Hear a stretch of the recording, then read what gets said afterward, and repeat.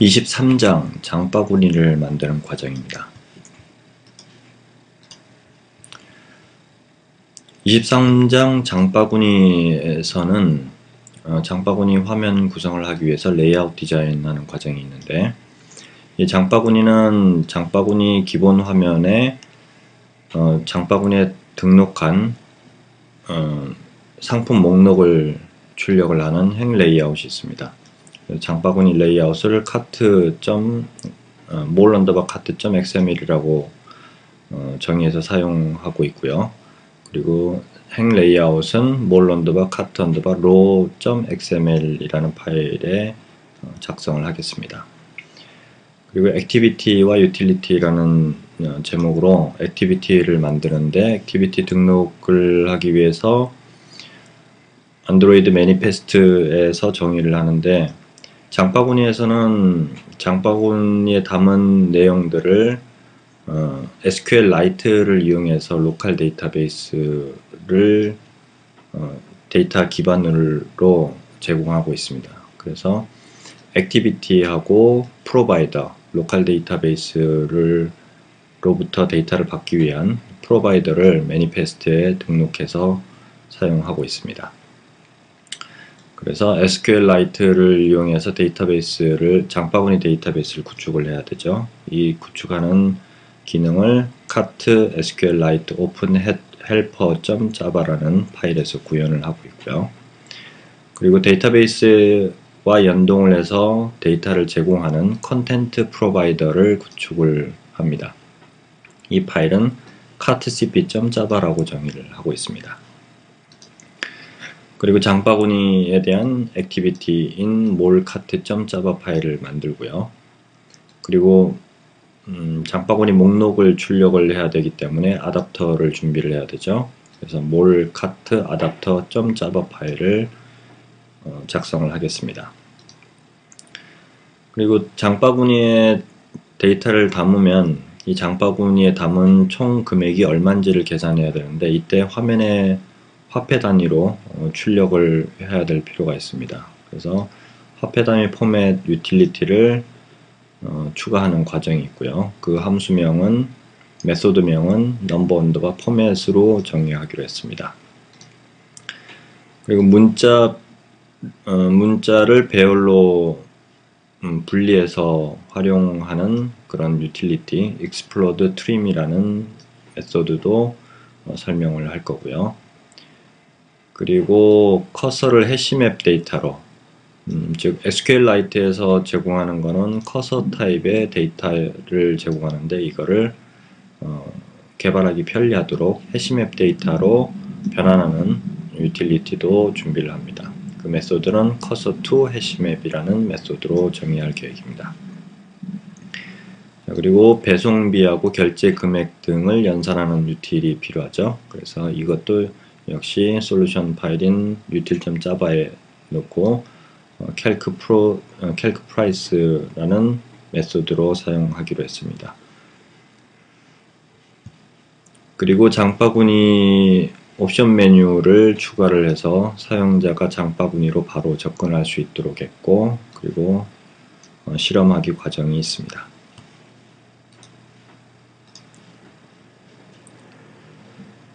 자, 장바구니 데이터는 앞에 목차에서도 설명했다시피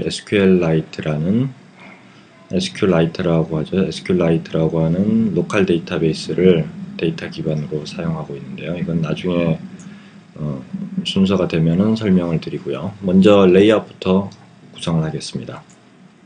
장바구니 화면을 출력하는 mol_cart.xml 파일을 생성을 했습니다. 그래서 디자인을 이렇게 구성을 했죠. 상단에 메뉴가 나타나고, 그리고 이 부분이 장바구니 목록을 출력하는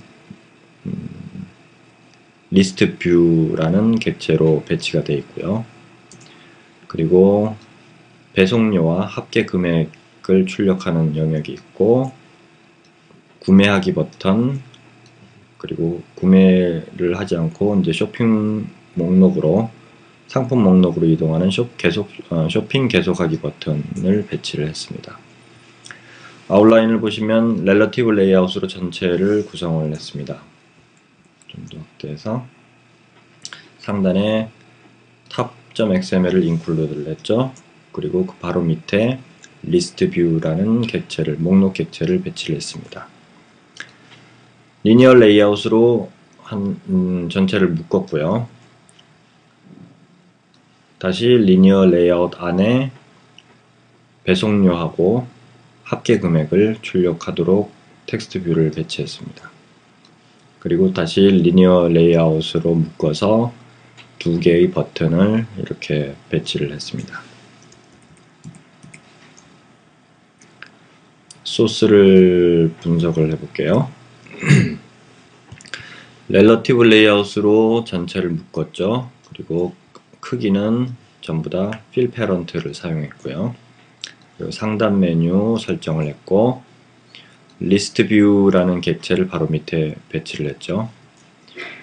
이 리스트 뷰라는 객체는 가로 세로 크기를 전부 다 필 패런트로 설정을 하고, 그리고 렐러티브 레이아웃의 특성에 따라서 레이아웃 어버브를 버튼 레이아웃이라고 해서 그 버튼 레이아웃과 겹치지 않도록 처리를 했고, 레이아웃 빌로 속성을 이용해서 상단 메뉴 탑과는 겹치지 않도록 이렇게 설정을 했습니다. 그리고 중앙에 배치되도록 호리젠탈 센터 이퀄은 true라고 이렇게 대입을 했는데 이 속성은 큰 의미는 없을 것 같습니다. 그리고 id 값은 리스트 뷰라고 정의를 했습니다.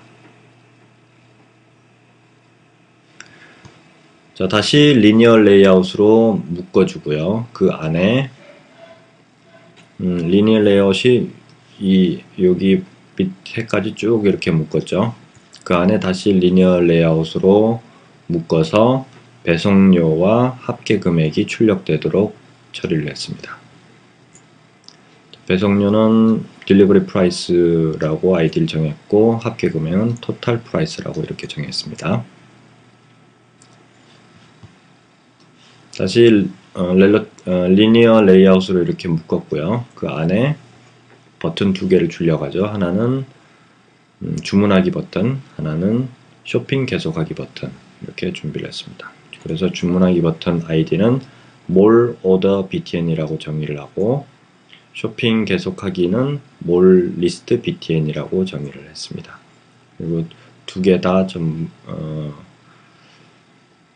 레이아웃 align parent right을 true로 잡긴 했는데 이 속성은 큰 의미가 없었고요. 레이아웃에서 그래비티를 센터로 정의를 해서 버튼이 가운데 배치되도록 처리했습니다.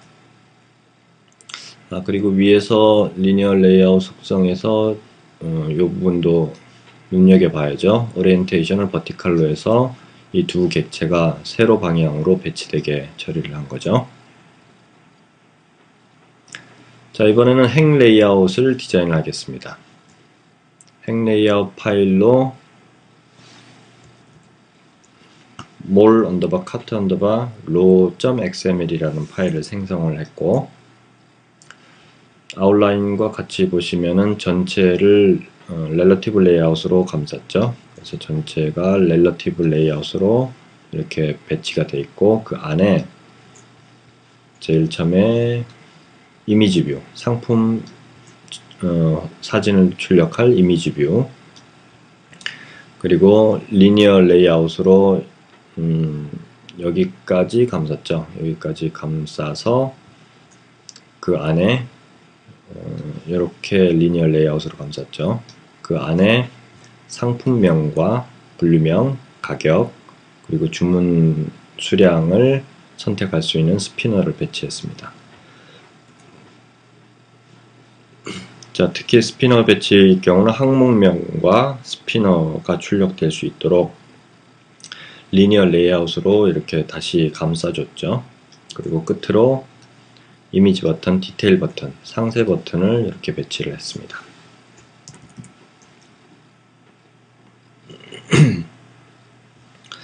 이거를 소스에서 살펴보면 전체를 리니어 레이아웃으로 처리를 하고 있죠. 그리고 그 첫 번째 객체가 상품 이미지 객체였죠.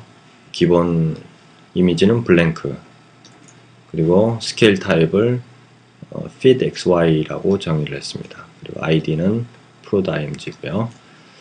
기본 크기는 80dp에 110dp로 정의를 하고 있습니다. 리니어 레이아웃으로 이렇게 감싸줬죠. 그 리니어 레이아웃을 감싸는데 이 레이아웃은 prod input 레이아웃이라고 정의를 했고, 그리고 레이아웃 언더바 to right of라는 속성을 prod.img로 이렇게 정의해서 위에 있는 이 객체 오른쪽에 이 레이아웃이 배치되도록 했습니다. 위더스는 당연히 fill parent를 사용하고 있죠. 그리고 오리엔테이션을 버티컬로 해서 내부에 있는 객체가 세로 방향으로 배치되도록 했고, 이제 밑에 나오겠지만 이 디테일 버튼 왼쪽에 이 레이아웃이 배치돼서 서로 겹치지 않게 하기 위해서 layout to left of라는 속성을 이렇게 설정을 했습니다.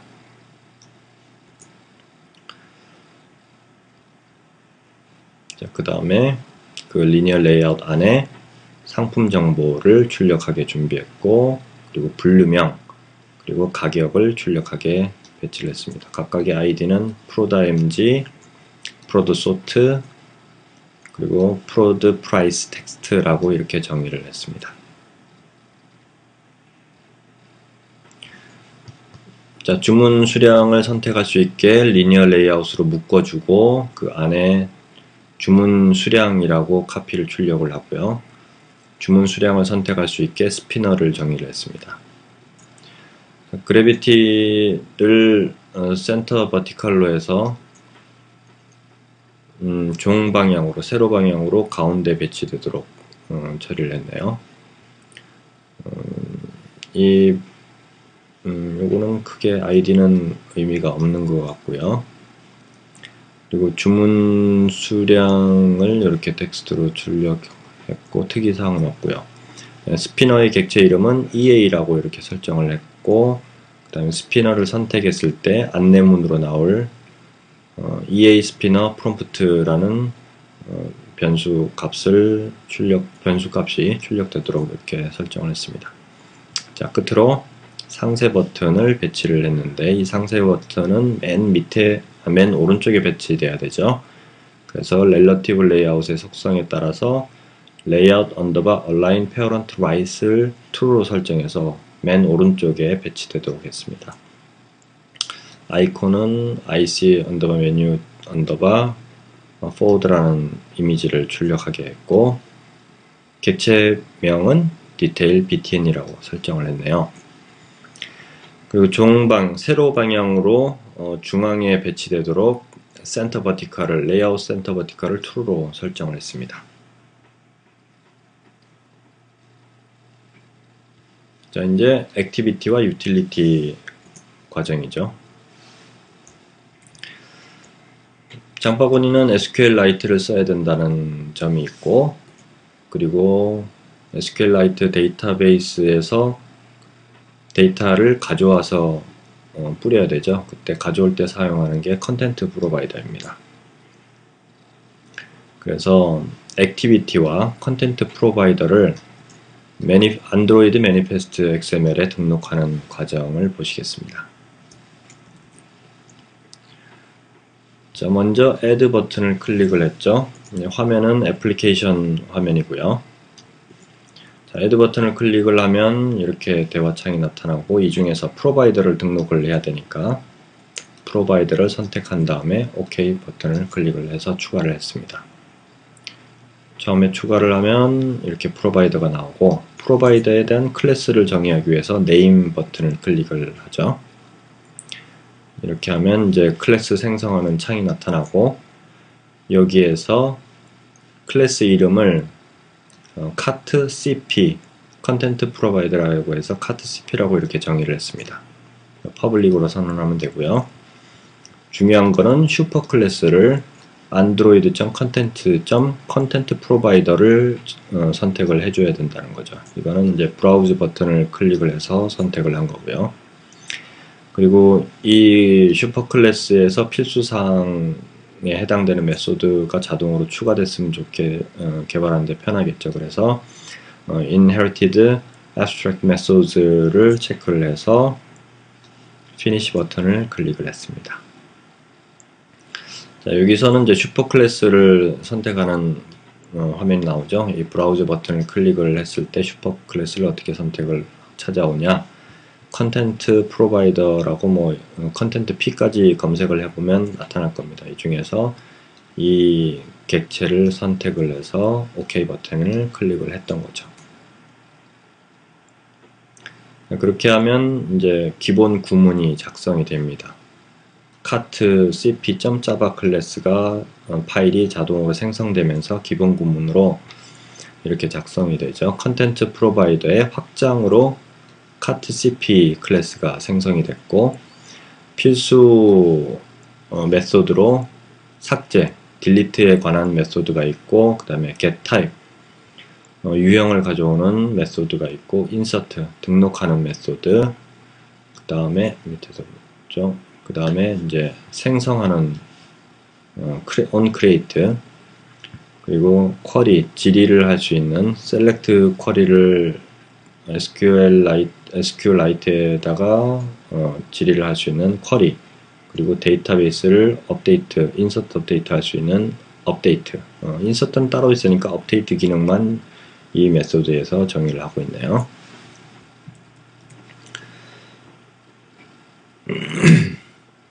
자, 그래서 기본적인 catcp 파일까지 만들어서 이렇게 catcp가 입력이 되어 있고요. 자, 그리고 중요한 거는 authority, 이 프로바이더를 만들 때 중요한 부분이 바로 authorities인데요.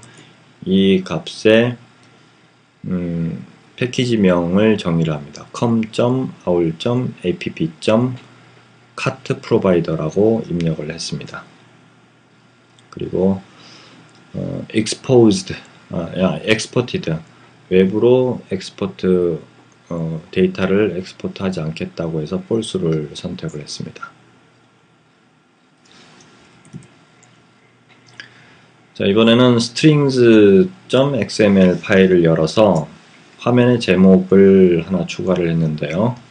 이렇게 add 버튼을 이용해서 스트링을 하나 추가를 했고, 그 변수로 mol cat name이라고 입력을 했죠. 그리고 화면 제목으로 장바구니가 출력되게 장바구니라고 입력했습니다.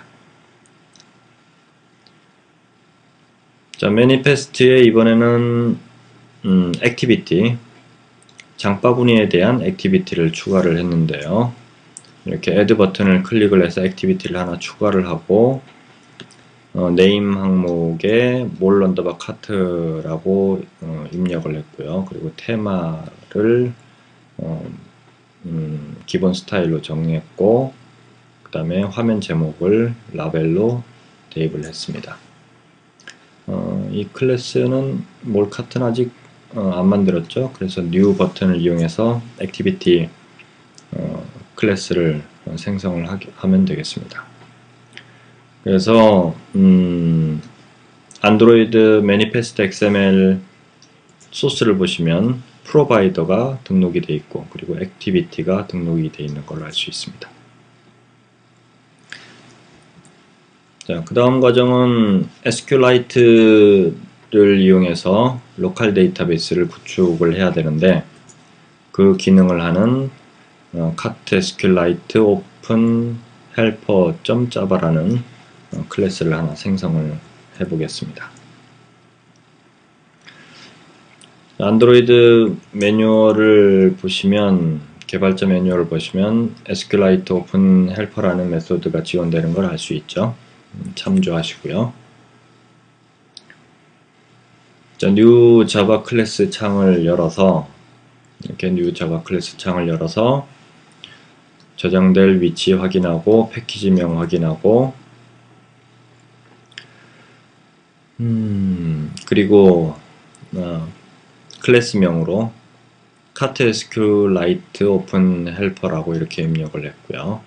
그 다음에 슈퍼 클래스는 안드로이드 데이터베이스 SQLite에서 제공하는 SQLite 오픈 헬퍼를 슈퍼 클래스로 정의를 했습니다. 역시 inherited abstract method를 체크를 해서 메소드가 자동으로 생성되게 해서 finish 버튼을 클릭을 해서 이 자바 클래스 파일을 생성을 했죠.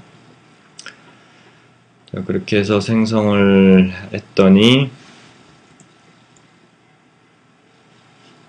SQLite 오픈 헬퍼의 확장 클래스다라고 이렇게 자동으로 작성이 됐으면서 SQLite 오픈 헬퍼라는 클래스가 정의되죠. 여기서 필수 메소드인 onCreate와 그리고 onUpdate 메소드가 있습니다.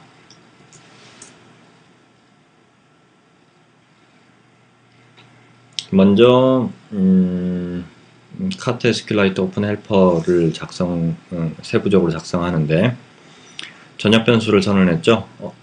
퍼블릭으로 static 고정 변수라는 거죠. 고정 객체 final. 하나는 데이터베이스 버전이라고 해서 1이라고 대입을 했고요. 그 다음에 두 번째는 데이터베이스 파일명을 cat.db라고 정의를 했습니다. 그리고 테이블명은 cat라고 이렇게 정의를 했죠. 그래서 데이터베이스 버전과 데이터베이스 파일명 그리고 테이블명까지 정의를 했습니다. 그리고 생성자를 추가를 했네요. 생성자는 콘텍스트를 받아서 콘텍스트에 대해서 데이터베이스 파일을 생성을 할 수 있도록 이렇게 데이터베이스 파일과 데이터베이스 버전을 대입을 했습니다. 다음은 onCreate. onCreate 데이터베이스가 생성될 때 처리한다는 거죠. 데이터베이스가 생성될 때 테이블 생성 SQL 구문을 이렇게 작성을 합니다. 자, 테이블 생성 구문은 create 테이블에서 테이블을 생성한다는 소리고, 그리고 테이블명을 위에서 정의를 하고 있죠. 그래서 그 테이블명을 대입을 시켰는데 현재 cat라고 테이블명이 정해져 있죠. 그래서 가로를 열고 이제 필드 하나하나 정의를 합니다. 첫 번째 num이라는 필드는 인티저 정수이고 프라이머리 키를 사용하고 오토 인크리먼트 일씩 증가한다 라고 자동으로 일씩 증가한다 라고 정의를 했습니다. 그 다음 필드는 이제 컴마를 찍고 필드를 정의하죠. row id는 인티저다. 이 row id는 이제 상품 고유 번호를 기록하기 위해서 만드는 거고요. 그 다음 상품명을 기록하기 위해서 박캐릭터로 이렇게 정의를 했습니다. 그리고 분류명도 등록할 수 있게 했고요. 가격은 인티저로 등록하게 되어 있습니다. 만약에 이제 달러로 가격을 해야 되는 그런 쇼핑몰이라고 하면 이 부분은 뭐 플로트로 설정하거나 아니죠. 소수점을 쓸 수 있는 플로트를 쓰는 게 적당하겠네요. 아니면 더블을 쓰든지요. 그 다음에 인티저 같은 경우도 여기서는 오라클이 아니니까 SQLite죠. 자, 그리고 EA 같은 경우는 이제 숫자 인티저를 선언했고 수량이죠. 그 다음에 max EA 최대 주문 수량도 기억을 하도록 했습니다. 그리고 이미지 경로도 데이터베이스에 넣기로 했고요. 그렇게 한 다음에 db.execute exec SQL이라는 메소드를 호출해서 SQL을 대입을 하면 이제 SQL이 실행이 돼서 테이블이 생성이 되는 거죠. 자, 이 부분은 이제 데이터베이스가 생성될 때만 실행되는 구문이죠. 다음 onUpgrade 앱 자체가 업그레이드가 됐을 때 데이터베이스 버전이 업그레이드 됐을 때라고 봐야겠네요. 데이터베이스를 상속을 받고 올드 버전과 뉴 버전이 들어가죠. 자, 이렇게 됐을 때는 만약에 테이블이 존재하면 삭제하라 드랍을 하고 그리고 create 데이터베이스를 새로 생성하라 라고 이렇게 구문을 작성을 했습니다.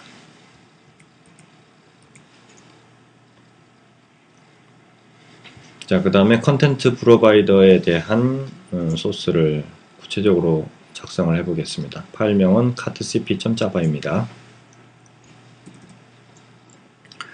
자, 데이터베이스는 이제 생성됐고 준비가 되어 있습니다.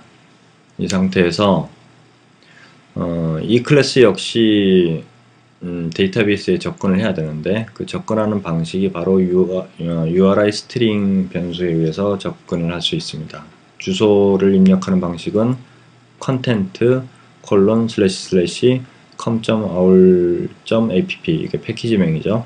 그 다음에 프로바이더, 프로바이더 주소를 아까 매니페스트에서 정의를 했죠. 카트 프로바이더 밑에 있는 카트 테이블이다 라고 이렇게 정의를 할 수가 있습니다. 자, 그 다음에 이렇게 작성된 문자열의 URI를 URI 객체형으로 파싱을 해서 content underbar URI라고 정의를 했습니다. 퍼블릭 스태틱으로 했으니까 외부 클래스에서 호출해서 사용할 수가 있겠죠. 그리고 데이터베이스 SQLite의 데이터베이스를 DB라고 정의를 하고, 그리고 카트 SQL 오픈 헬퍼 위에서 만든 오픈 헬퍼를 헬퍼라고 정의를 했습니다. 그리고 퍼블릭으로 테이블명은 카트 SQL 오픈 헬퍼 위에서 정의한 클래스에 있는 tb 언더바 네임으로 테이블명이 정의되도록 했고요. 자, 삭제 구문. 삭제 명령을 실행을 했을 때는 where clause의 where 구문에 selection, 전달받은 selection 메소드를 대입을 하고, 그 다음에 selection argument를 where argument라고 이렇게 대입을 했습니다. 그리고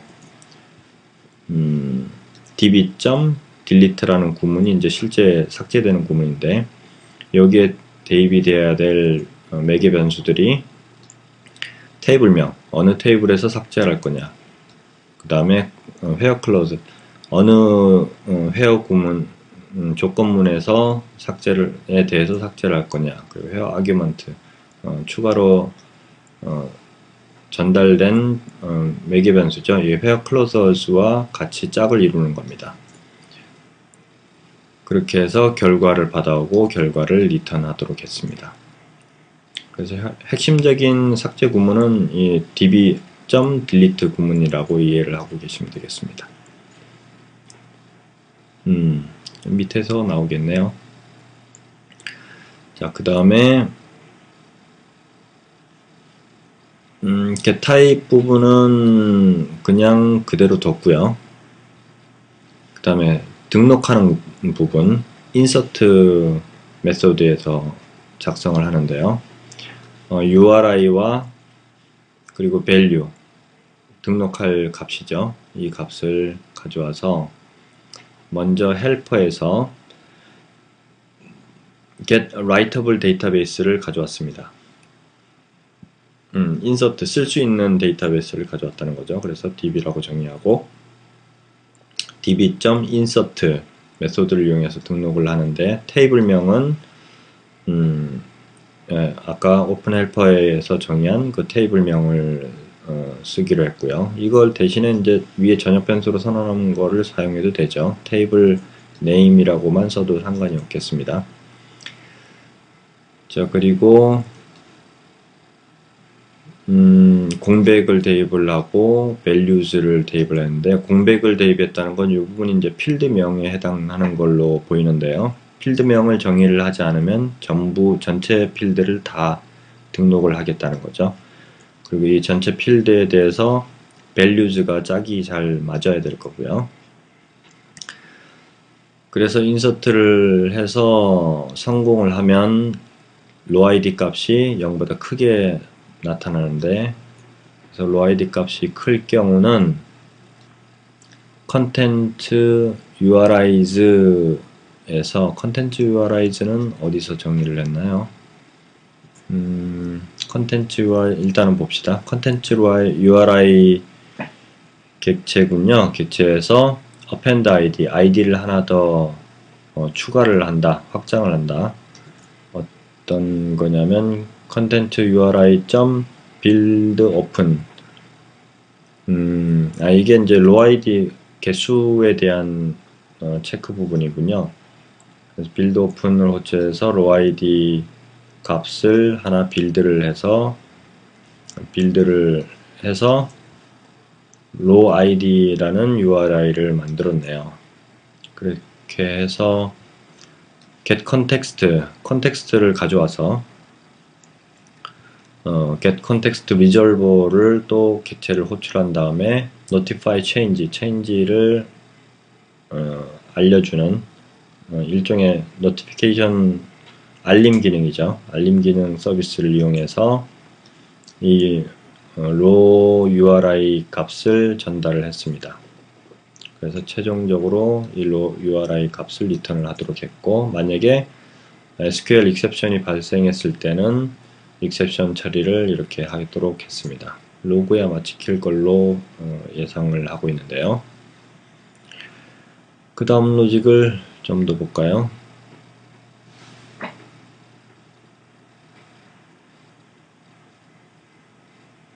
자, 그 다음에 create 구문이죠. create 구문에서는 컨텍스트를 불러와서 이 컨텍스트를 기준으로 한 헬퍼를 받아왔죠. 헬퍼는 아까 만들었던 카트 SQLite 오픈 헬퍼고요. 헬퍼에서 get writable db를 가져와서 db라고 정의를 하고, create에는 특별하게 create 구문을 작성하지는 않았네요. 단지 데이터베이스와 연결해서 데이터베이스 호출하는 구문만 사용을 해서 return true, 잘 열었다 라고 처리를 했습니다.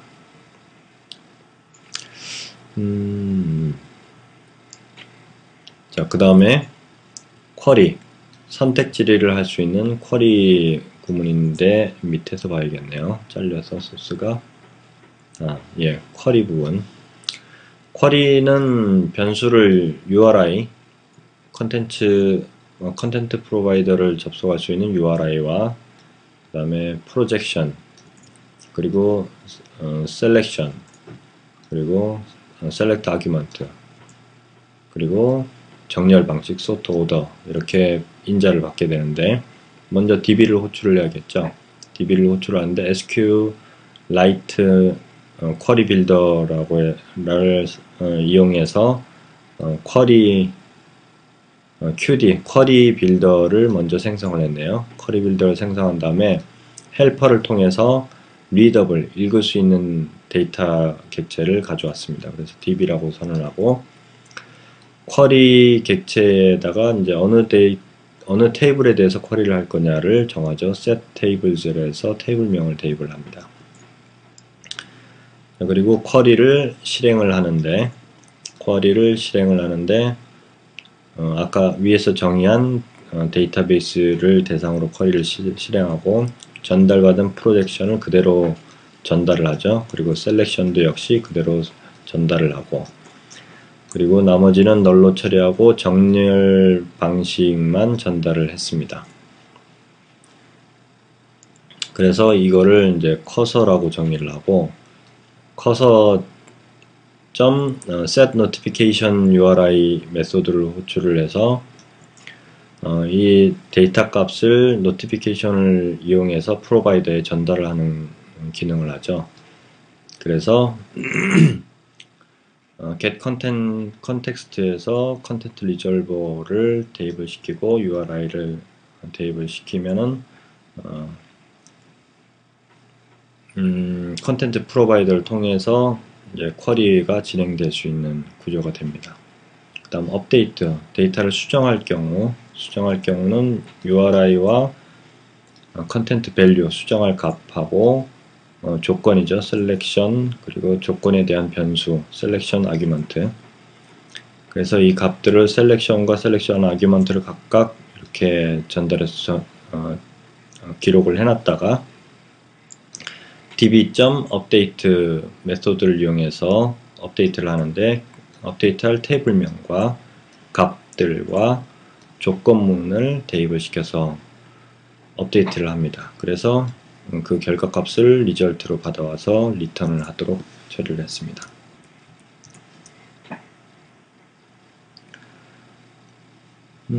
쿼리 기본 유형들을 참조를 하시고요. 그리고 개발자 사이트를 통해서 이 쿼리나 각종 변수 메소드에 대해서 좀 살펴볼 수 있으니까 참고하시고요.